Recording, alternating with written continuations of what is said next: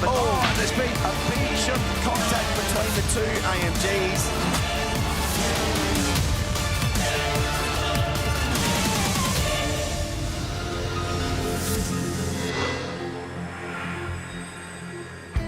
Well, New South Wales is our host once again for one of the world's fastest growing motorsport events. It is Australia's International Endurance Race, and if we come inland from Sydney, about 3 hours drive northwest, we find Bathurst, the magnificent city, the oldest settlement in the country, and just outside town, Mount Panorama, this famous racecourse, famous right around the world. It's great to have your company. Hi everyone, I'm Mark Beretta. Thanks for joining us for the 2019 Liqui Moly Bathurst 12-hour race. We have some great teams here, some incredible drivers, and some of the world's best have joined us once again. The man who has one of the best jobs in the world, he gets to follow this right around the globe. John Hindhoff joins us once again in commentary. John, great to see you. Welcome back. Give us a feel for how this race sits in the international scene. It's massive. It's massive now. You can talk about Bathurst in the same breath as Daytona, where me and 22 plus drivers and half of our commentary team seem to have travelled round from. It's a place that is just iconic, it's eye-catching, and people want to come here. And when drivers, whether I'm at the Nürburgring at Le Mans, say to me, Hindhoff, you get really excited about Bathurst, can it really be that good? I say, no. It's much better than that. John, we love it when you get excited about it. We're looking forward to a great weekend of racing. But it all starts today with the Pirelli Top 10 Shootout. Now, a lot has been happening in qualifying a little bit earlier on. It was so tight. So let's go up now and join Johnny Palmer and Richard Crail to catch up with all the latest. Gentlemen? Thanks, Barretts. It's been an extraordinary day at Mount Panorama, the closest ever qualifying session for the Liqui Moly Bathurst 12-hour. JP, some drivers left it right to the very end as well. And we have an incredible spread of manufacturers at the sharp end too. But yeah, this session, natural crescendo, and it really did provide tremendous entertainment for the best part of an hour. The Bentleys are back, brand new Bentley. Sadly, really bad luck for young man Matt Parry from the UK, slamming his Aston Martin into the concrete at the top of the mountain, and that did a corner immediately at the end of session. Mercedes took a while to get there, but there's now going to be 3 of the big AMGs in the top 4 and therefore in the top 10 shootout. And there's the Aston Martin that nobody expected to be so quick. Jake Dennis, a tremendous time from him. Was right at the very end of qualifying. He leapt his way to the top. There are 6 brands that progressed through to the Pirelli Shootout this afternoon, covered by less than 4/10 of a second. But some of the bigger stories are actually on page 2. The drivers that didn't make the shootout look down to 15th place. Last year's pole sitter Chaz Mostert, further back 19th and a second off the pace. The All-Star Triple Eight team have some work to do. To tell you more about how this session's going to play out, let's go down to the Pirelli Pit Lane Hub. Say good day to Chad Nailon. Something new for this year's 12-hour, we have a touchscreen. Welcome to the Pirelli Pit Bunker, and this is really cool. Lots to talk about here, things that'll be specifically for tomorrow, but let's just focus on qualifying for today, and we'll talk about tyres.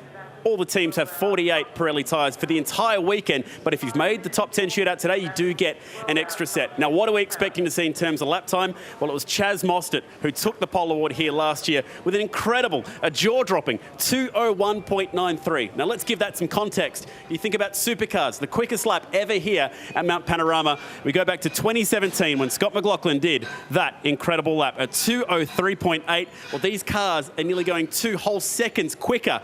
So what will we see today? Well, we haven't seen a 2:01 so far this weekend. I'm thinking it's probably going to be in the 2:02 for pole.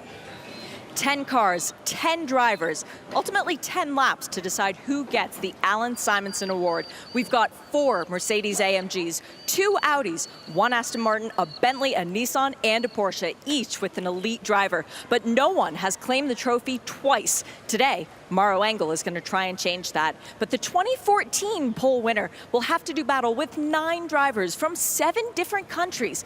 Can he get the pole? Well, the mountain will decide. A huge shock and a big story to come out of qualifying, as Crailsey touched on. The dream team in car Triple Eight. Look at these names: Van Gisbergen, Whincup, Lowndes missed out on the top 10 shootout altogether. They only managed to finish 19th fastest in qualifying, so starting on the 10th row of the grid tomorrow, if any trio can make their way to the front from there, it is these guys. 15 Bathurst 1000 and 12-hour wins between them. Write them off at your peril. We cannot wait to see Shane Van Gisbergen burst out of the pack tomorrow. Right now, though, it is all about the Pirelli Top 10 Shootout. The cars are out in the lane. We're back with the Pirelli Top 10 Shootout right after this.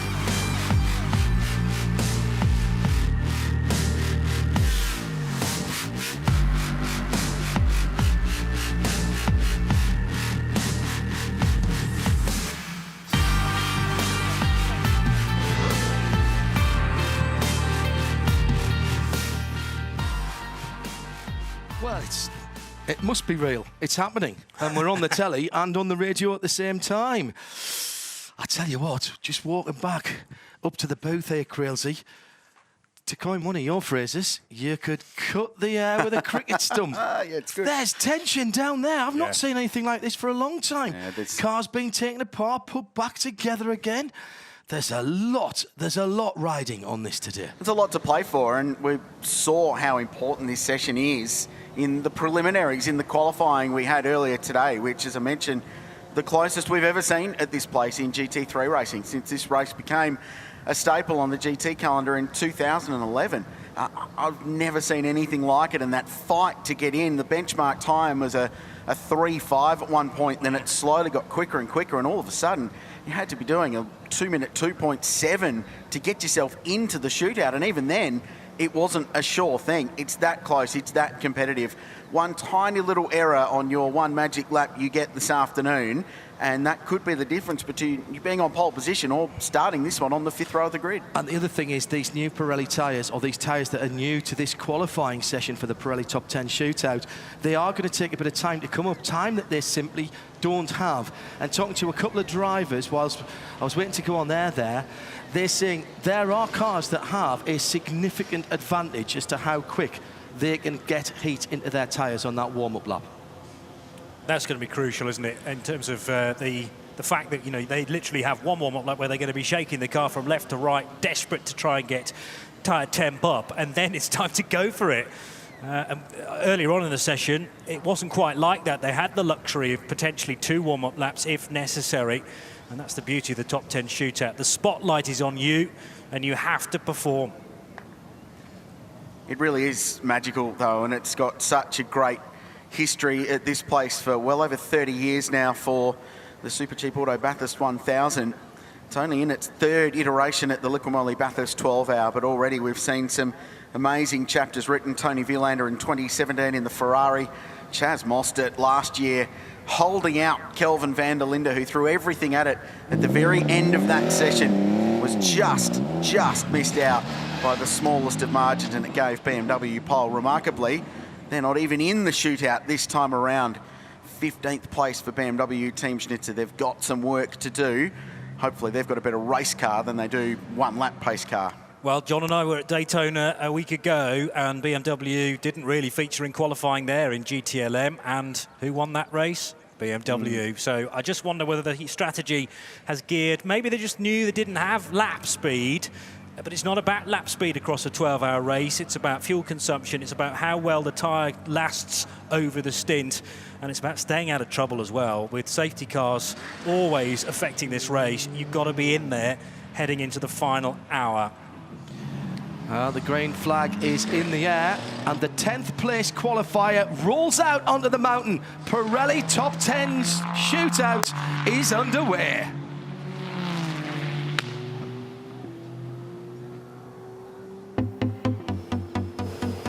Every February, beautiful Bathurst and Mount Panorama plays host to the Liqui Bathurst 12-hour race. It is a remarkable place to visit at any time. Australia's first inland settlement, home to 35,000, easy 3-hour drive out of Sydney. It is a beautiful location to come to and a great host city for us. All right, first car on the track. We're in the Pirelli Top 10 Shootout, so let's join Johnny Palmer, Richard Crail and John Hindhoff. Oh, Barretts, there's something special about a Pirelli Top 10 Shootout in any category at this place. There's something really special about this place, isn't there? Mount Panorama, Bathurst. The iconic 6.213 kilometre circuit nestled on the edge of this great city. There are 23 corners. Some of them carry the most iconic names in the sport, both here and indeed around the world. One of the staples of this place is its elevation change. The gradient 1 in 6 in places, and it's more than 170 metres from the lowest point at Maguire's Murray's right up to the very top at McPhillamy Park. In the shootout, we'll be referring to sector times and intermediates. There are 3 splits to talk about, one at Reid Park, one at the Bentley Forest Elbow. The other's the control line, where you find out what that magic number is. Here's how they run in reverse order, 10 to 1, which means Nissan's GTR, car that's never been on pole here in this race, will run first with Alexander Imperatori behind the wheel. We've got AMG, Mercedes, Audi, Porsche and Aston Martin will run last to try and win the Alan Simonson Pole Trophy. Johnny Palmer's with me, but so too John Hindhoff. He's made his way up from pit lane. Godzilla's back on the mountain this year, JH. Imperatori's been fast, and now he gets a shot at the Pirelli Top 10 Shootout, the Alan Simonson Pole Award. Godzilla back on the mountain, the sun is shining, and all is right with the world. Alex Imperatori gets the honour of going first for the KC Motor Group car. We've seen these guys at Le Mans running prototypes. It's great to see them back in the GT field. And this then, if you like, is the opening gambit. This is the lap, the marker that everyone is going to have to shoot for. Heading up towards the part of the track that is like, effectively, like a street circuit through the Audi cutting right across to the inside of that red and white advertising on there. And now, still climbing up the hill, Ollie Jarvis has come round from Daytona. He's watching this car. He broke the outright record at Daytona the last time he's in the car. What can his teammate do? 50.7 to the first sector, struggling with understeer at turn 2. The car did not want to turn through that corner. You could hear the Pirelli tyres scrabbling across the track surface as the 31-year-old Swiss driver got the car turned and finally got on the power, but struggling with the front end. Now the car's starting to generate some tyre temperature, but this was always going to be the talking point in this shootout with a brand new compound Pirelli tyre this weekend. How would they go over a one-lap dash? 32.5 across the middle, minute 23 into the lap. Here's the run home. Big old squirm coming out of the Bentley elbow, but it's about the straight line speed now, down the Conrod straight and into the chase. So a few more corners to go, but these are some of the most important ones. The fastest corner in Australian motorsport, the right-hander hard on the brakes, and Imperatori looks to have the car well balanced. This was the car that just managed to sneak into the top 10, remember, so certainly a top 3 finish in the top 10 shootout would be awesome for the now Chinese-based Swiss driver. He's going to come out of Murray's and all over the curb again, and the time is a 2:04.19. That is solid from Alex Imperatori. Now that is nowhere near what we saw in the previous sessions, Krilsey, but that's not a bad marker to put down there, given what we were talking about. The temperatures are slightly different, the sun's out, the air's not going to be helping that turbocharged engine in the GTR quite as much as it was. Of course, we don't know how that stacks up, but we will in a little while. Well, Oliver Jarvis, now you know what it's like to watch a teammate do a qualifying lap. A bit nerve-wracking around here, isn't it? Yeah, very nerve-wracking. Looked like we didn't quite get the front tyres up to temperature, but I guess it will be the same for everyone. But, you know, really good job from Alex in Q2, and we'll have to see where we end up. But, you know, we're currently P1, 3 purples. So, but I imagine we're going to see guys go quicker than that. But still, really pleased to be in the top 10 and just looking forward to tomorrow. Ever the optimist. Good luck tomorrow. Thank you very much. Well, he's raced at Dubai in the 24 hours. He's been to Daytona twice in January, and now he's here at the mountain. That was Ollie Jarvis. Great to have him back here.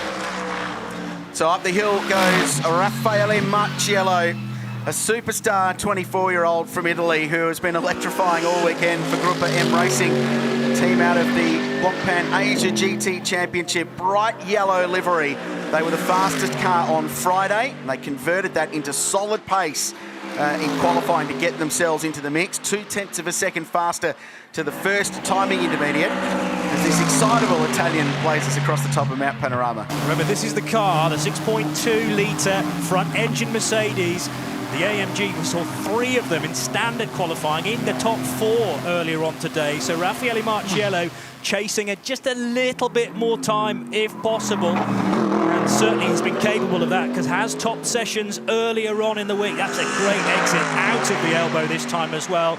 Almost scuffing the concrete, but a couple of inches give on the exit of that corner. Heading for the chase now, John. He's up, but not by much. But I suspect we'll be seeing that all the way till the last car running, because this is a game of inches, of fractions of seconds. As Marciello comes down into the chase, does he get his braking point right? Yes, he does. He nails the left-hander, and the 999 car is heading down towards the final left-hander under the Liquid Moly Bridge. Now has just got Maguire Murray's to go through. Up onto the curb, straightens it out, across the line, he'll go to the top. He does go to the top, but what's the time? How about a 2:02.9? Solid? I think so. Very solid. That's a benchmark to beat for everybody else. Terrific time. Lots of commitment across the top, but the first sector was where he made a big chunk of time because he got the tyres switched on early in the lap. Now it's the German, Christopher Haase, for Audi Sport Team Valvoline, a brand that's been on pole here 3 times, on the front row 5 times in the last 8 years.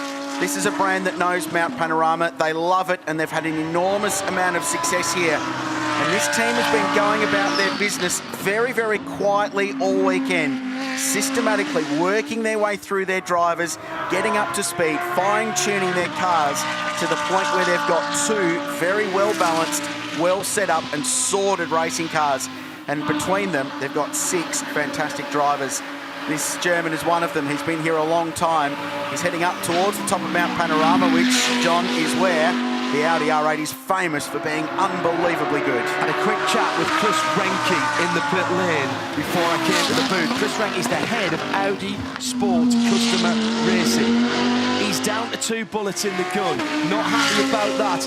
But he had a little contented smile between his ears and beneath the full beard that Chris has got. And I just fancy there's an air of quiet optimism.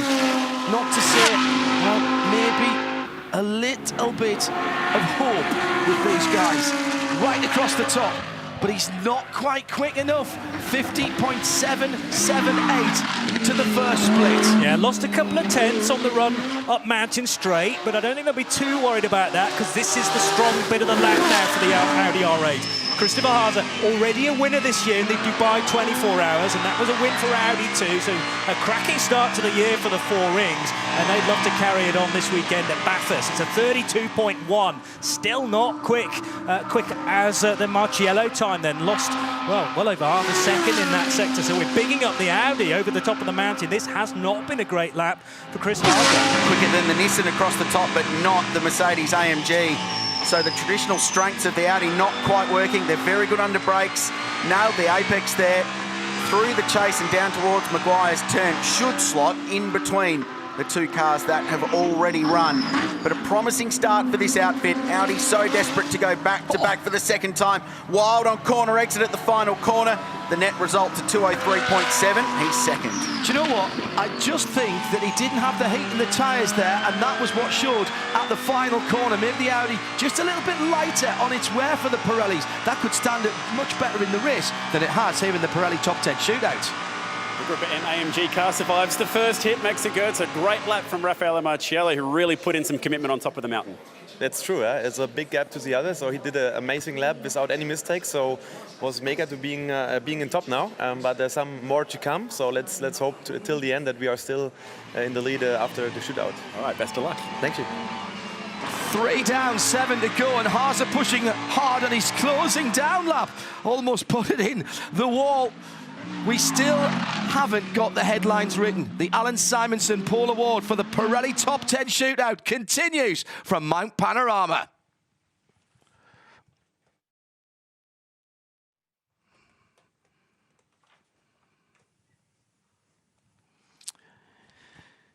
Well, what do you reckon, gentlemen? Top 3 now. We've seen the 10th down to 8th place qualifies through there.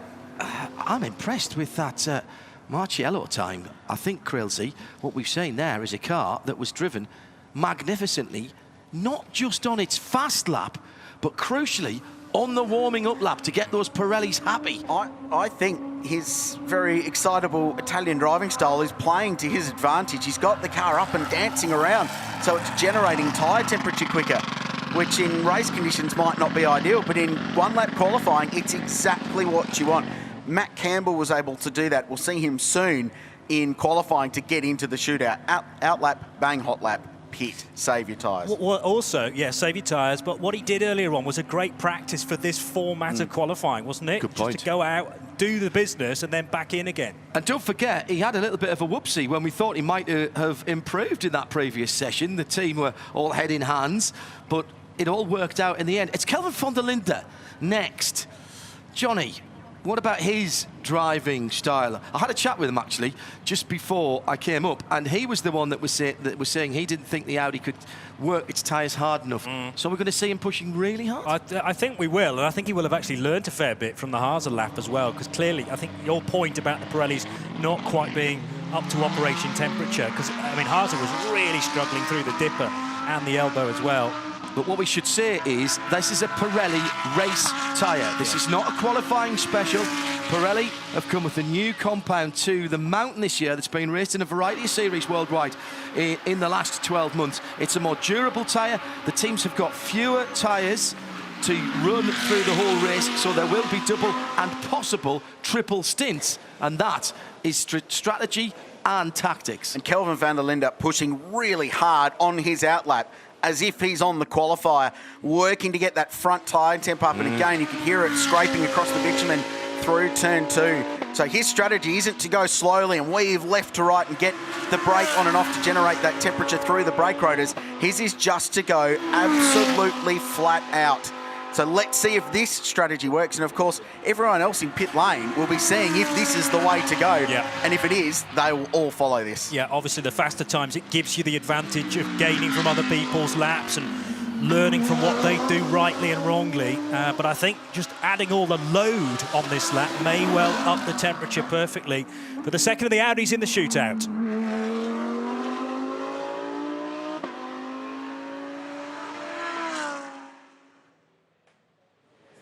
Welcome back to the Liquid Moly Bathurst 12-hour Pirelli Top 10 Shootout is underway and it's all happening. Christopher Haase is with me, hot out of the Audi at the moment. Christopher, not the lap you're hoping for in the Top 10 Shootout? No, not so far, to be honest. Car felt actually pretty good, but for some reason we struggled a bit to get this tire peak for one lap.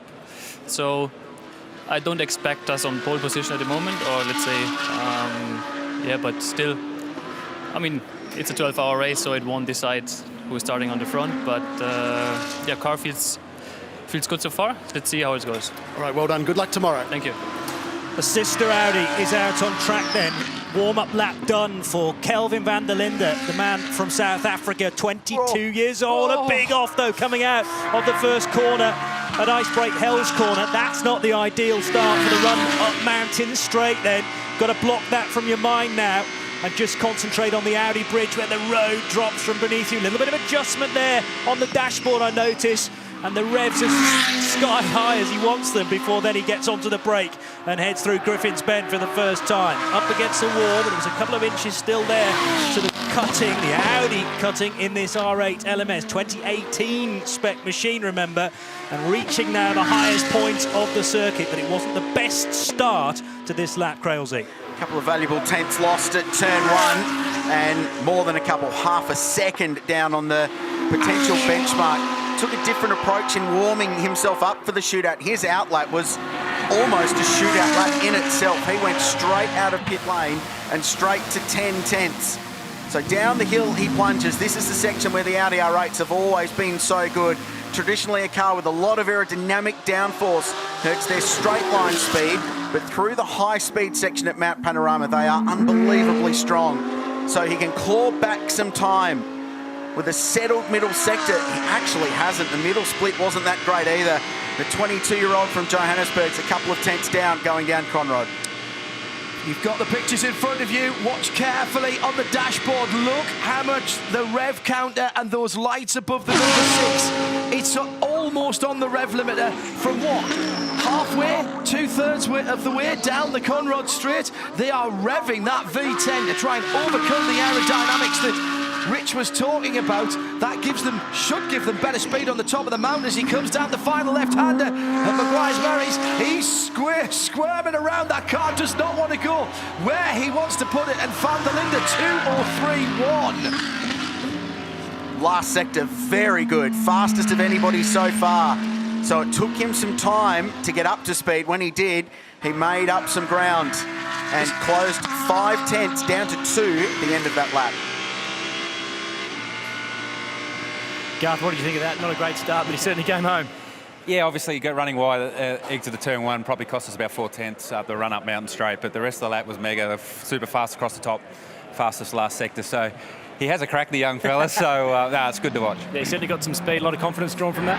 Yeah, I mean, we've got a really good car. Car was really solid this morning in race trim, which was my job. So looking forward to tomorrow, long race ahead. So, well, it's like the 1000. The shootout's enjoyable and you want to be up the front, but it's all about tomorrow. Enjoy. Thanks. The next car we get to see out on the track is the Bentley Continental, the new GT3, making its debut on the mountain this weekend. It's Stephen Kane, the 2001 McLaren Autosport Award winner, who will be taking this car around. He's finished second here, he's finished third, but he does not yet have that win. A pole position would be a great start for Bentley this weekend, and you might have seen the video a bit earlier on in the week of lightning hitting the side of the mountain. Well, Bentley brings the thunder. There's something inherently right about this car. Its predecessor looked great. This one, dare I say, it looks even better.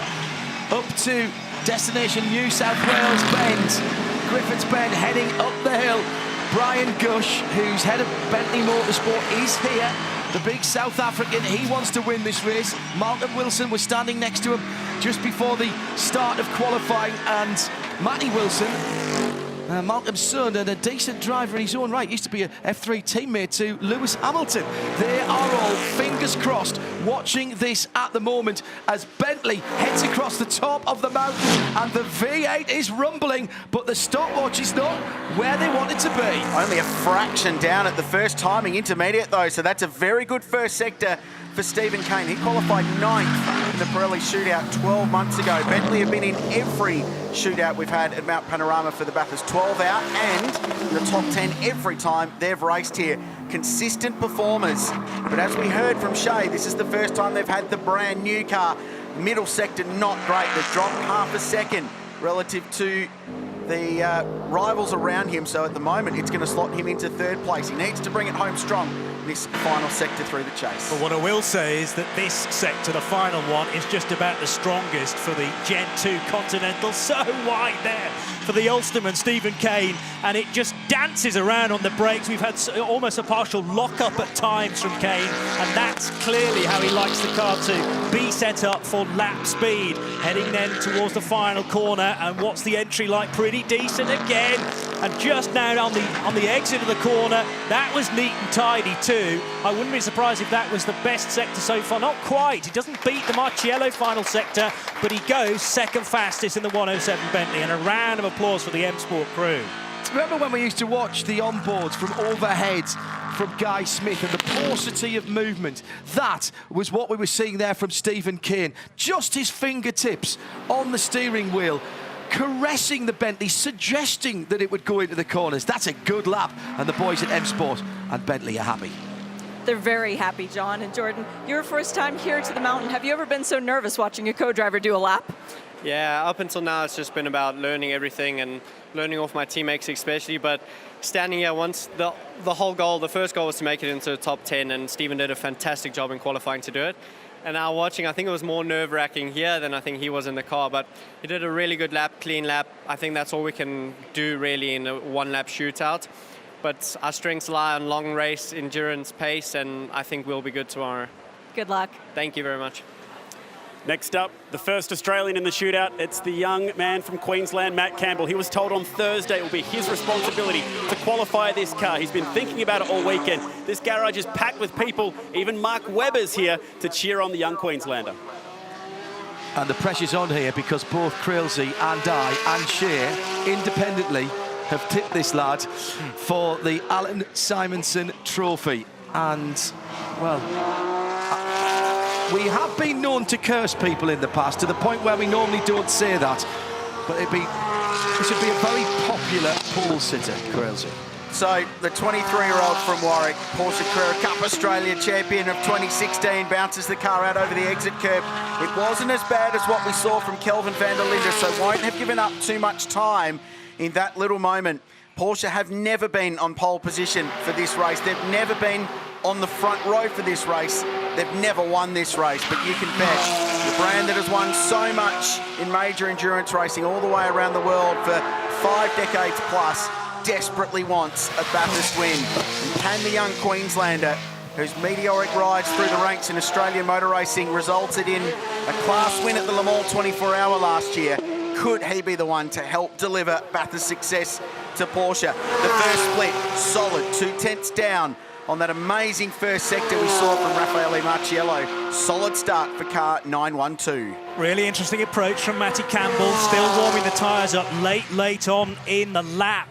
Coming out of the chase, he was weaving left to right. Seems to have good grip, though, as he heads for the spares box cutting and the dipper, and then down towards the Bentley elbow then. And these corners are so crucial to a good lap, but the Bentley elbow possibly the most important. Again, leaving just a little bit on the table as far as the exit is concerned, and now the barrel run down Conrod Straight. How was the change of direction on the run into the spares box dipper? This car pointing really well. They flew under the radar in Friday practice. They hovered outside the top 15, minding their own business. But in qualifying earlier today, Matt Campbell did a shootout simulation. He did an out lap, he did a hot lap, then he parked it. It got him 5th place. Can he replicate that and go better? His middle sector was the fastest of the session. The young Queenslander is on a very good lap. It's going to put him in the money somewhere. What's the net result? Matt Campbell, 4th. 4th place, 2:03.18. He's missed out by just 2/10 of a second. And like we saw in qualifying earlier today, it is so close. Exceptional over the top of the mountain. And that was commitment from the young Queenslander. So at the moment, AMG leads it and is still provisionally got a hand at least on the Alan Simonson Trophy. Well, Porsche bringing in the big guns to cheer on Matt Campbell this weekend. Mark Webber here watching. You've been keeping an eye on him for some time. How have you seen his progress? Yeah, good. Matty's going well. You know, it's a big weekend for Porsche here. Obviously, I've got all the best drivers here. Obviously, Matty's one of those. So, yeah, top 10 is not the, be an end all in terms of position for the race. It's a long race. So, see how we go. Get the feeling Porsche are throwing everything at it this year. Is that fair to say? Yeah, of course. I think all the manufacturers are giving it a red hot go. It's a really important race. And, yeah, Porsche, they are known to go to events and aim to win, of course. So they did a tremendous amount of winning last year and years gone by as well. Not in an arrogant way. We, clearly absolutely respect the opposition. But, yeah, want to try and win tomorrow if they can. And, yeah, they're all excited for the race. Great to see you, Mark. Cheers, Norris. Thanks. Well, coming up, the run to the pole position. Alan Simonson Trophy still to be awarded. AMG from Bentley, from Audi, from Porsche is how it stands.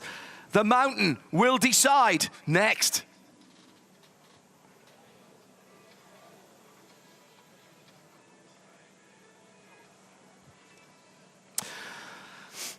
There is a slight advantage that Porsche has here for the race, and we haven't really mentioned this much because we're in qualifying trim at the moment, which is head down, turn it up to 11, no nonsense boogie, and that is all about fuel mileage, and that has not been talked about so much at the moment. It is a worry for all the other teams, had ifs, buts and ands. But the race carried on last year, they probably would have cleaned up the podium, Crailsey. We've just seen Matt Campbell, and he was in the car that most people that followed that race closely and had smoke pouring off of calculators trying to work out the fuel strategy, he was in the car that probably would have won it, but they didn't. Audi won the race, so it's a clean sheet of paper this year. Gee, it was a good lap, though, from Campbell. Good middle sector, the fastest of anybody so far in this session. Raffaele Marciello, though, quickest up the hill. Campbell fastest across the top. And Stephen Kane in the Bentley, his final sector of that lap. He found 0.3 of a second there alone to drag himself back into contention. But to be half a second down at the exit of the Bentley Elbow and get within 0.17 of pole shows how these cars are producing their speed in different bits of the road. Which is why we love sports car racing. Kelvin van der Linde started off not great, but you could see the tyres were getting better right the way through the stint. And by the time he got to the chase, Johnny, that was good. He looked much better than Christopher Haase in that part of the track, who was a little more conservative in his warm-up lap. Yeah, and that was a learning process, I think, just from the team will have observed what Haase was doing and communicated that maybe to van der Linde just for a slightly different approach. But I was fascinated by Matty Campbell because, you know, the concentration was purely on just changing direction and building heat in that regard rather than going at full qualifying speed, which is what both the Audis did. And again, it's the same approach here from the number 19 Mercedes, Jelmer Berman, spending much more time on the brakes to try and get that temperature out of the discs, out of the rotors and into the tyre that way. And also the change of direction in a hope that the Pirellis will heat up to a good temperature. But I mean, I like the fact that it's now a slightly harder compound. It's the same for all, and you've got to work a little bit harder to get that pole position. Yeah, use a bit of brain as well as a bit of right foot and try and get those temps and pressures up on the Pirellis. It'll be Jelmer Berman who has a go to see if he can take the Alan Simonsen Trophy as we head into the second half of the Pirelli Top 10 Shootout. We're at Mount Panorama, live, trackside. And this is going to get even more exciting from now on. Don't go anywhere. Take a deep breath and settle in for this.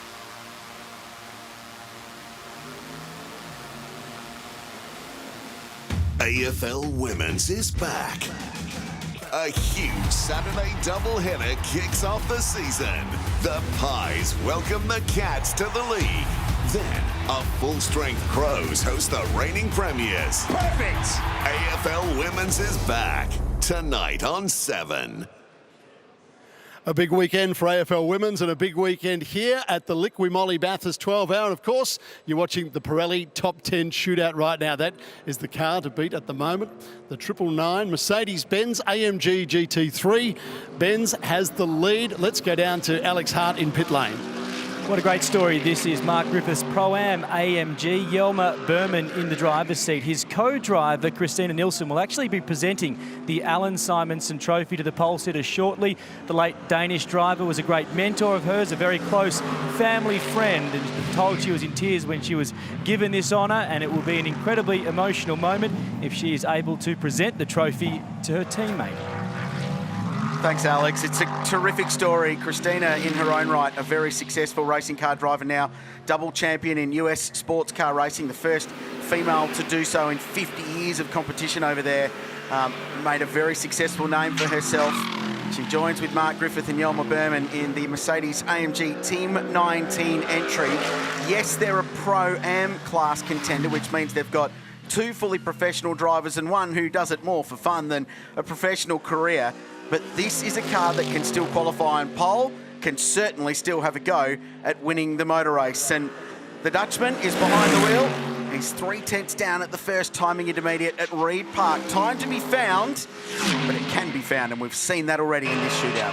Well, Marciello in another AMG, the bright yellow Manfilter car, was 0.4 of a second slower than Stephen Kane's effort earlier on, but the fastest car so far across the top of the mountain, Matt Campbell, a 31.4 through the middle sector. So let's see what Jelmer Berman can do this time. This car took a little while to get to the sharp end in standard qualifying earlier on today, and it's a 32 dead, so that's 6/10 lost compared to Matt Campbell's middle sector time. Gentlemen, I have to say, this is not how I envisaged this going. I love this. All the drivers I spoke to, Kelvin van der Linde in particular, said we need more shootouts because it messes things up a bit. And it's also the fact that they enjoy it. They're on low fuel, they get a brand new set of Pirelli tyres, and they are allowed on their own to go for it. No traffic to get in the way, but this is not, I think, how anybody was expecting this. We should be seeing cars getting faster, surely, as we get towards the lower numbers in the previous qualifying session. Across the line, Berman only good enough for 5th position. Christina Nielsen and the rest of the team seem happy enough, but I am shocked he wasn't quicker than that after what we saw in the earlier session. the earlier session. What did you think of that, Christina? I think he did an awesome job. It's definitely a tricky place, and it's it's our first time here. Margaret's been here a couple of times, so for the first time here, I'm very impressed. Tell us about the honour of presenting this trophy in just a couple of moments' time. Yeah, you know, like I definitely had a tear rolling down my cheek when I got the news. I'm extremely honored. It's you know, he's a close friend of the family. My dad co-drove with him. I co-drove with him. This place meant a lot to him. I know he always said if Australia wasn't so far away from everything, this is where he wanted to live. So it's a pleasure being here and an honor getting to hand over the trophy. Enjoy the moment and enjoy your time here. Thanks, Christina. Thank you. Next up in the Pirelli Top 10 Shootout, car number 77, the Black Falcon Mercedes-Benz AMG GT3. Behind the wheel, no stranger to us here at Mount Panorama, Murrow Engel, factory AMG driver, was here in the Supercars series for a number of years and knows this mountain and this car both inside out. He sure does, Spiretz. A few infamous moments at this place as well back in 2017, a well-documented ending to that motor race. He's a former Alan Simonson pole position winner. In fact, he was the first in 2014. There wasn't a dry eye in the house that year when, after getting pole, he and then team owner, he was driving for Erebus Motorsport, Betty Clemenco, walked the trophy down to Alan's old team at Maranello Motorsport. It was still pretty raw. That was only 8 months after Alan passed away in a crash at the Le Mans 24-hour. So it's a great story. Murrow Engel is such a fast driver. He's a winner in the DTM. He's an FIA GT world champion on the Macau Street circuit. Knows this place backwards. Very good to have him back, and it's a very good first sector. Almost a tenth of a second up on Raffaele Marciello. See, that's better. The script writers have woken up a little bit. This is how it's supposed to happen as you progress up the top 10. Things are supposed to get quicker. It's just like bobsleigh or downhill skiing. The top guys, the guys who've been quicker in the earlier sessions, get to go last. And here is the number 77 AMG GT3. Heading down now into the Bentley elbow. How close will he be to the wall on the outside? No, there was room. There was room there. He pinched it back in. Now, heading down under the VW Amarok V6 bridge into the fastest corner on the circuit. Here comes the man from Munich then, Murrow Engel, about to get to the very, very fast right-hander at the chase. Is there a hint of a lift? Not at all, and now he hits the brakes in the 77 Mercedes. This looks very, very neat and tidy indeed. There's a little bit of movement on braking. The treble 8 Mercedes with the Supercars champions in have struggled with understeer all weekend. There doesn't seem to be the problem with the 77 then. And what time is he going to take? It's to second position for Murrow Engel and misses out on the provisional pole time by a tenth of a second. Great effort though from the German. That puts him provisionally on the front row in the darkness tomorrow morning. He slaps the steering wheel with the back of his right hand. He thinks that time was out there, Crilsey. He thought, I'm sure, that he could have done a tiny bit better. Dare I say he was a bit conservative. Am I saying I could do any better? Absolutely not. But there was daylight between the side of the AMG and the walls in several places. Gary Paffett, big cheer here in the garage, and Murrow looked very happy in the car. That's a great result. Yeah, it is. I mean, yeah, you always want to be on pole, so we're not pole at the moment, but we're near the front. The car's looking great. You know, we're all three of us, me, Mara and Luke, all feeling good, so really looking forward to the race. That was a good-looking lap, and the car looked incredibly stable. Yeah, it did. Yeah, the car looks good, and I think he would have felt he left some time out there somewhere, which is good. It means there's a lot of pace in the car, so yeah, feeling pretty confident. All right, good start. Good luck tomorrow. Thank you. Cheers. From Murrow to, well, these guys down here in the other AMG garage. Marciello, this was a fantastic lap from Raffaele earlier. You just have 2 more cars to survive. How are you feeling now? I mean, it's already good to be in this position now. Attend the races tomorrow, so, I mean, it would be nice to be on pole, but we are in a good position for tomorrow's race, so I will go. I'm happy, and we will see tomorrow. He's looking cool right now, and here comes another very, very fast AMG. 777, the Bend Motorsport Park, proudly on the front of that car. Erebus back at the mountain. AMG, the 3-pointed star. Will all of those facts align for David Reynolds, heading up Mountain Straight on his flying lap? He was pretty nifty on the warm-up lap, And we'll find out very quickly as he goes through Griffin's Bend, destination New South Wales Bend, and heads up towards the Audi cutting. Car looks good.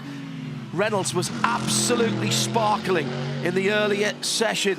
Remember, this is nominally a Pro-Am car, but the stopwatch doesn't know that right now because it's got a very pro driver and a very fast driver in it. He's about a 10th down as he's on the top of the mountain. Close, very close indeed for David Reynolds. Can he have back-to-back Bathurst poles? He was on pole for the Super Cheap Auto Bathurst 1000 last October in an Erebus Motorsport Commodore. This time it's a Mercedes AMG. He's got 2 previous poles in the October Classic. Has not got one in this race. He's always fast. He's always great fun to watch. It's been a very smooth, very controlled lap. Possibly too controlled. Just dropped another 2/10 in the middle sector of this one. Erebus Motorsport, the Bend Motorsport Park. It's a great combination with Luke Youlden and Yasser Shahim to co-drive this weekend. Knows this format of qualifying so well, of course, from his several supercars campaigns. 4 wins in last year's championship, 1 in 2017, but it was the big one here for the 1000 Ks with teammate Luke Youlden. Let's see what he can do then. Great exit out of the chase and heading now towards Maguire's corner. Just a question of being as late as he dares on the brakes. Quick turn in there. Definite pointy movement from Davey Reynolds, and he goes across the line to post a 4th fastest time. So it's a 2:03.1, and the margins are so tight. We're talking Reynolds between the two, just 0.6 of a second to Stephen Kane's time. Well, Luke Youlden, that was pretty exciting to watch your co-driver going faster on the mountain. Since you got to do it a bit earlier, you happy with where he qualified?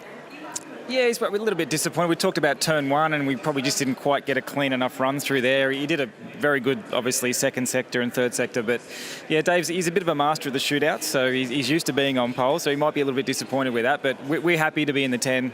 Obviously it's a long race, and yeah, we'll stick it to him tomorrow. Good luck. Thank you.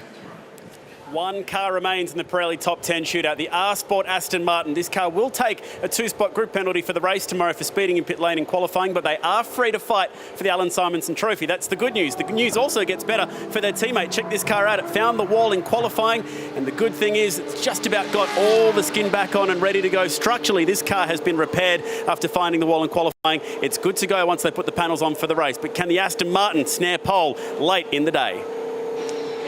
Great news, Chad, about the 760. That was very badly beaten up when Matt Parry crashed at the top of the track, but they've been working incredibly hard. Jake Dennis again weaving from left to right between the Chase and Maguire's. And this car is incredibly fast down the tube, so watch out for a quick 1st sector time heading up Mountain Straight and towards the destination New South Wales Bend. A little bit late, maybe on turning there, but actually doesn't run too far wide. There's a bit of dust kicked up in Dennis's wake there, but he has been on such great form all weekend. This is one of the best sounding cars here this weekend as well. The swan song for the Aston Martin Vantage, with the AMR now being raced regularly, not eligible for this year's version of the Liqui Moly 12 hour though. Heading out then of the right-hand Griffin's Bend and now towards the Audi cutting. And this is where the track gets so narrow, but he's not intimidated at all, the man from Warwickshire in the UK, getting to the highest point on the circuit and nearing the end of the longest sector then. This will give us an indication of how quick the car's been up the hill. It's the fastest we've seen so far. It's a 50.1 from Jake Dennis through sector 1. A large intake of breath from me because he was so close to the walls there on both sides of the track. And Jake Dennis, whatever the situation with grid penalties, he's holding nothing back. This is an extraordinary run by this young man. Hard to believe he's not been here before. He's driving this like a veteran down towards the Bentley elbow and through it. He's over a 1/10 of a second up in a session that has been decided by fractions. And he is driving away from this field as he comes down Conrod. The margins are so small in this. If you're a 1/10 of a second off, you'll miss pole position. V12 shriek through the chase. This has been an extraordinary story all weekend because they came from the clouds. We had no expectations on this entry. The Swiss team R Motorsport have delivered with one of the best sounding cars in the paddock. Can the rookie at Bathurst go to pole position? Nothing in it. It's close. He's got it. The Alan Simonson pole award goes to Aston Martin. 2:02.4, 4/10 of a second. He has absolutely smashed them. Absolutely blown them away. 4/10 between first and second. The next 4/10, Johnny, I can see you doing the arithmetic in your head, covers how many cars? Goodness knows. Almost the whole. Yeah, all of pretty the much top everybody 10. else, isn't it? I'm just trying to work out where he bought all that time because it wasn't the fastest Sector 3 time. That goes to Berman. Dennis quickest through one, Campbell over the top, and Berman through the third. Fantastic celebrations down here at the R Motorsport team. We'll grab a word with Marvin. They're just putting the word out to their driver right now. Fantastic lap. So much commitment to get that, and from a rookie as well. Congratulations. Thank you very much. He just did an awesome job. I think you saw the lap was just perfect. So a lot of respect to him. Teamwork to everyone. Everyone worked well. So yeah, let's get the race started tomorrow. Perfect place to start for tomorrow. Yeah, it's good. It will be a long race, but first we achieved this in quali. So it's really good for us. It's a positive point, and everyone will be positive for the race now. So, but we need to be focused for the race. But yeah, it's a good start. It'd be a fantastic way to say goodbye to this current generation Aston Martin as well. Yeah, it's a nice goodbye. But again, one more time, we need to finish this race on the good way. So yeah, but it's a positive thing, and congrats to Jay because he did a perfect lap. Go and celebrate. Thank you. Perfect lap. And the young man from the very centre of England, right in the middle of Motorsport Valley, the carbon fibre triangle from Warwickshire. Well, he has set this place alight all weekend. 4/10 the difference, and the next 4/10 covers 6 cars, 7 cars. Extraordinary stuff. The Alan Simonson Trophy awaits Krilsey. That was special. The most extraordinary thing for me was that he all but matched exactly the time he set in proper qualifying at the end of a long run to get into the shootout in the first place. He missed it by 8/100ths of a second. So to replicate that over one lap with just one warm-up is an incredible performance. It's the first pole for Aston Martin in this race. It's the first pole for any of the drivers in this team in this race. It's the first pole for the team in the Liqui Bathurst 12-hour. And the Alan Simonson pole trophy.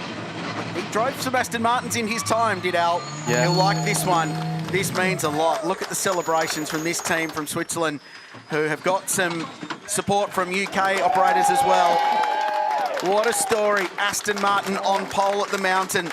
The farewell to the V12 has started very well.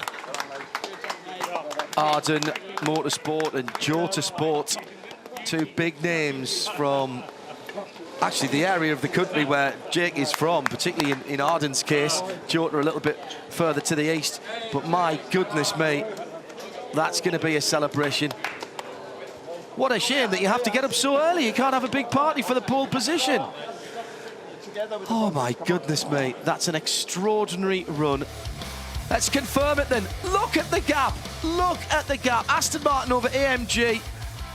4.5 of a second. And a Pro-Am car, Krilsey, in second position. Yeah, great story for car 999. Group M Racing have been fast across every session. The two Maxis, Book and Goetz, and Rafa Marciello, who did that time, it stood up for almost the entire Pirelli shootout, JP. Couldn't quite bring it home. Well, we were keeping an eye on Lello's face, weren't we? Wondering whether he's going to hang on to pole position or not. He won't be too badly affected by that, I'm sure.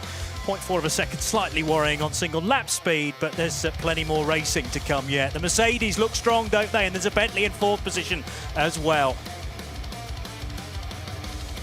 It's a crazy story. This is another chapter at Mount Panorama that just continues to deliver. And a young man that before this we didn't know is on pole. He's with Barrett's. Well, Jake Dennis, congratulations. What an amazing lap. Well done. Yeah, unbelievable. It looked tough out there from watching the other guys, and I knew if I put a clean lap together, we'd have a good chance. And the car was, again, another step from Q2. The car what our motorsport gave me was just unbelievable. It was so strong, and all I had to do was drive fast, clean, and yeah, when I crossed the line, I did a 2:02.5, and but I had no idea if it was enough. I didn't ask what times the guys had done. Nathan came over the radio and said it was enough for pole, and yeah, my emotions got ahead of me, and I was so happy for not just myself but the whole team. First time here in Bathurst for us guys, and we came away with yeah, pole position. And obviously no problems coming to grips with this track. Thanks, man. Thank you. Great lap. Thank you.